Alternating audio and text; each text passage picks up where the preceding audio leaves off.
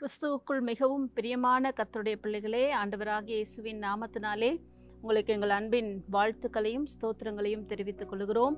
கடந்த மாதம் முழுவதும் தேவன் நம்மை கண்மணி போல பாதுகாத்தார். இந்த புதிய மாதத்திற்குள்ளாக பிரவேசிக்கும்படியாக தேவன் நமக்கு உதவி செய்திருக்கிறார். கர்த்தருடைய வார்த்தைகள் நம்முடைய வாழ்க்கையிலே மிகவும் பிரயோஜனம் உள்ளவைகளாக, நம்மை ஆசீர்வதிக்கிறவைகளாக, நம்மை எல்லாவற்றிலும் நமக்கு உதவி செய்கிறதாக இருந்திருக்கிறது என்பதில் எந்தவிதமான சந்தேகமில்லை. இந்த மாதத்திலும் கர்த்தர் நமக்கு கொடுத்த வாக்குத்தத்தம் சங்கீதங்களின் புஸ்தகம் 92ஆம் சங்கீதம் 10ஆம் வசனத்திலே சொல்லப்பட்டிருக்கிறது. என் கொம்பை காண்டாமிருகத்தின் கொம்பை போல உயர்த்துவீர் என்று சொல்லி இந்த மாதத்திலே கர்த்தர் நமக்கு வாக்குத்தத்தம் கொடுத்தார்.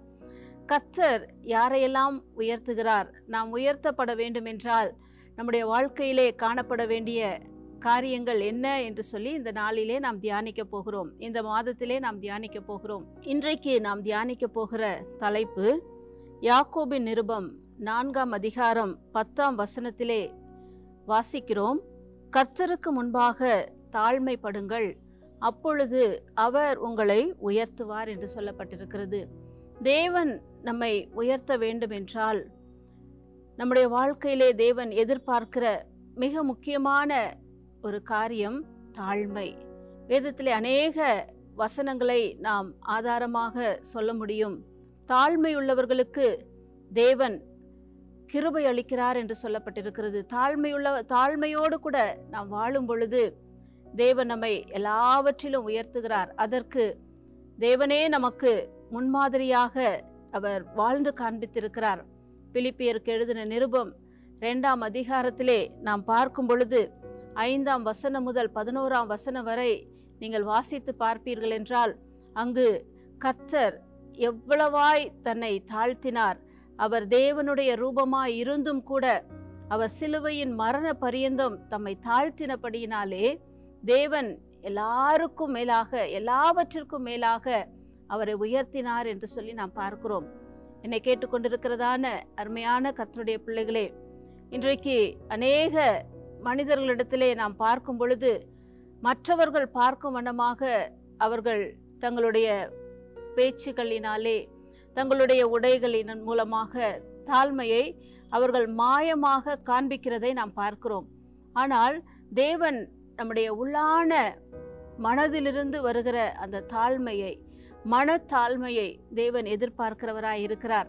வேதத்திலே ஒரு வசனத்தை நாம் வாசிக்கும் பொழுது மீகா எழுதின அந்த புஸ்தகத்திலே 6ஆம் அதிகாரம் 8ஆம் வசனத்திலே நாம் வாசிக்கும் பொழுது, உன் தேவனுக்கு முன்பாக மனத்தாழ்மையாய் நடப்பதை அல்லாமல் வேறே எண்ணத்தை அவர் உன்னிடம் கேட்கிறார் என்று சொல்லி நாம் பார்க்கிறோம். தேவன் எதிர்பார்க்கிற ஒரு மிக முக்கியமான ஒரு காரியம் மனத்தாழ்மை. தேவன் தாழ்மை உள்ளவர்களுக்கு கிருபை அளிக்கிறவர், ஆனால் பெருமை உள்ளவர்களுக்கு தேவன் எதிர்த்து நிற்கிறவராயிருக்கிறார்.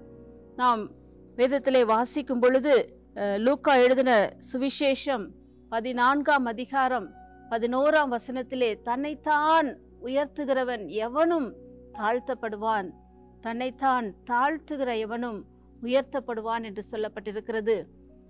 யாரெல்லாம் தன்னை தாழ்த்தி ஆண்டவருக்கு முன்பதாக அல்லது மனிதர்களுக்கு முன்பதாக தாழ்மையோடு கூட நடந்து கொள்ளுகிறார்களோ கர்த்தர் அவர்களை உயர்த்துகிறார் என்று சொல்லப்பட்டிருக்கிறது. லூக்கா 18ஆம் அதிகாரம் 10ஆம் வசனத்திலிருந்து 14ஆம் வசனம் வரைக்கும் நாம் வாசிக்கும் பொழுது அங்கு ஒரு சம்பவத்தை நாம் பார்க்கிறோம். ஒரு தேவாலயத்திற்கு ஒரு பரிசேயனும் ஒரு ஆயக்காரனும் அங்கு செல்லுகிறார்கள். அந்த பரிசேயன் அவன் தன் செய்கிறதையெல்லாம், தான் உபவாசிக்கிறதை, கர்த்தருடைய ஆலயத்திற்கு செல்லுகிறதை, கர்த்தருக்கு காணிக்கை கொடுக்கிறதை எல்லாவற்றையும் மிகவும் பெருமையாக பேசுகிறான். அது மாத்திரமல்ல, அந்த ஆயக்காரனை குறித்தும் அவன் அற்பமாய் பேசுகிறதை நாம் பார்க்கிறோம். ஆனால் அந்த ஆயக்காரனோ அவன் அந்த தேவாலயத்திலே பலிபீட தண்டையிலே வருவதற்கு கூட அவன் மனமற்றவனாக தூரத்திலே நின்று தன் மார்பிலே அடித்து கொண்டு, ஆண்டவரே பாவியாகிய என்மேல் கிருபையாயிரும் என்று சொல்லி ஆண்டவரிடத்திலே அவன் பணிந்து கொண்டான். தாழ்மையாய் அவன் வேண்டிக் கொண்டான் என்று சொல்லப்பட்டிருக்கிறது. கர்த்தர் அந்த ஆயக்காரனை பார்த்து சொல்லுகிறார், அவன் அல்ல, இவனே நீதிமானாக்கப்பட்டவனாய் அவன் கடந்து சென்றான் என்று சொல்லி அந்த வேத பகுதியிலே நாம் பார்க்கிறோம். ஆம் பிரியமானவர்களே, நாம் பெருமையோடு கூட, நாம் மேட்டிமையோடு கூட நாம் காணப்படுவோமானால் தேவன் நமக்கு எதிர்த்து நிற்கிறவராயிருக்கிறார். ஆனால் தாழ்மையோடு கூட நாம் கர்த்தருடைய சமூகத்தில் வரும் பொழுது, அல்லது மனிதர்களுக்கு முன்பதாக நாம் நடந்து கொள்ளும் பொழுது, ஆண்டவர் கூட நமக்கு முன்மாதிரியாக அவர் காண்பித்தார். இந்த உலகத்திலே அவர் சிலுவையிலே அறையப்படுவதற்கு முன்பதாக தம்முடைய சீஷர்கள் எல்லாரையும் அவர் பந்தி இருக்க செய்து அவருடைய கால்களை எல்லாம் கழுவி தன்னுடைய ஆடையினாலே அதை துடைத்ததை நாம் தியானித்தோம். ஆம் பிரியமானவர்களே, கர்த்தர் நமக்கு எல்லாவற்றிற்கும் ஒரு முன்மாதிரியாக அவர் வாழ்ந்திருக்கிறார். அவர் வாழ்ந்து காண்பித்திருக்கிறார். அவற்றை நாம் பின்பற்றி நாம் செல்வோமானால் அந்த உயர்ந்த ஆசீர்வாதத்தை கர்த்தருடைய கரங்களில் இருந்து, கர்த்தரிடத்திலிருந்து நாம் பெற்றுக்கொள்வோம். நிச்சயமாகவே நீங்கள் தாழ்மையோடு கூட இருந்து பாருங்கள்.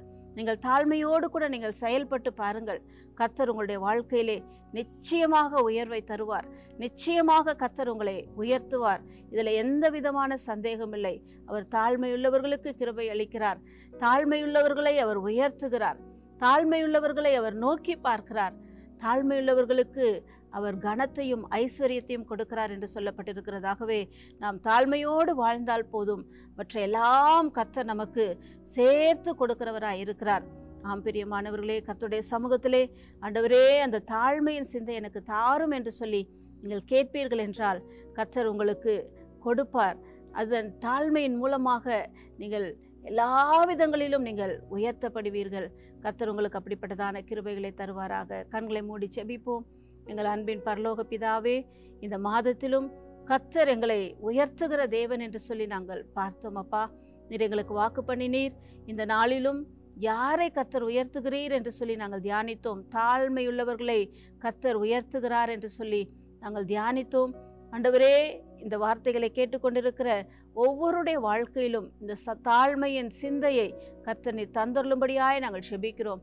அவர்கள் தாழ்மையோடு கூட ஆண்டவரே அவர்கள் வாழ்ந்து கர்த்தர் மூலமாய் வருகிற ஆசீர்வாதங்களை சுதந்திரித்து கொள்ள, கர்த்தர் மூலமாக அவர்கள் உயர்த்தப்பட கர்த்தர் நீர் உதவி செய்யும்படியாய் நாங்கள் செபிக்கிறோம். அன்பு கரங்களிலே ஒப்பு கொடுக்கிறோம்.